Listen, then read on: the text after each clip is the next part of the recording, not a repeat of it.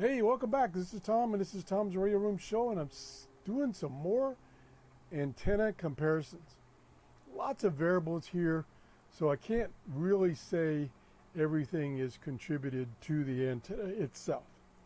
It's 8:05, so I've lost, for some reason, the WWV signal. Now, the two antennas I have hooked up now on Tuner 1 and Tuner 2 are on Tuner 1, I have the antenna that in the previous video I had on Tuner 2, just to confuse everybody, which is the Radio Shack multi-band antenna. Now that antenna is oriented such that one leg points southwest into my backyard. The other leg points almost due north along my workshop and into the front yard. The other antenna that I added is a slinky antenna, and that is on Tuner 2, and it is oriented such that one leg, and it's a dipole also, both of them are dipole, one leg is pointed southeast and one leg is pointed northwest. So that's the orientation. Lots of variables here, but we're going to just kind of test them anyway.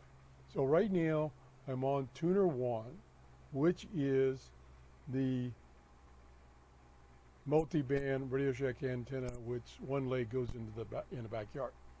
And you can see quite a bit of noise as before, even though I've switched tuners, so it gives me an idea that the tuners are the same. So that's one variable that's removed.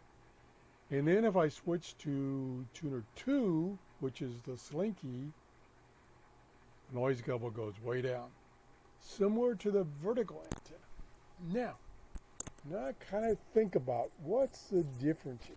They're both dipole antennas, but they're located differently in my yard. So why is the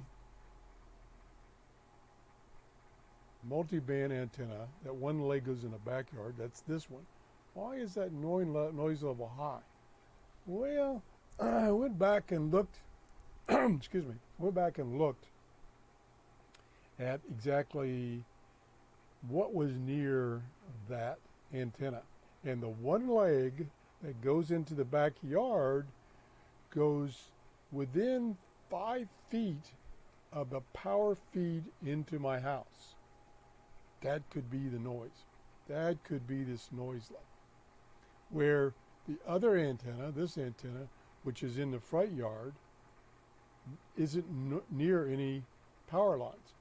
That could be the difference. So it's very, very important where you put your antennas, how high you put them, what direction you point them, depending on where the stations are that you're going to receive.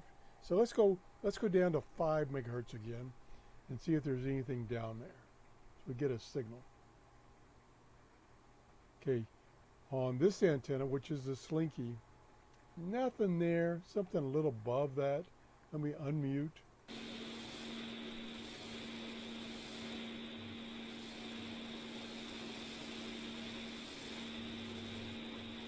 I can barely hear the ticks. Okay, let's go to the antenna that's in the backyard. Unmute. And now the noise level it's kind of even. It's still high, but it's kind of even. It doesn't have that little hump like it did at 10 megahertz. And we'll listen.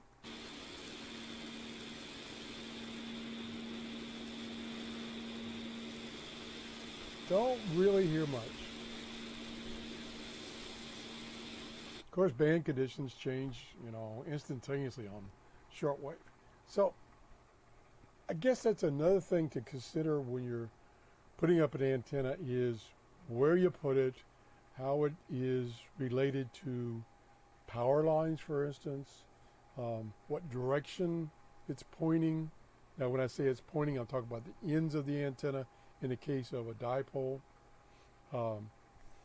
because I believe the way a dipole works is the stations come in perpendicular to it. That's my understanding. Some people say, no, it comes in the same plane. my little bit of testing has come in perpendicular better. So anyway, that's it. Comments are totally welcomed. I'm looking for your inputs because I'm no expert. If you enjoyed the show, please give me a thumbs up and have a great day. Bye-bye.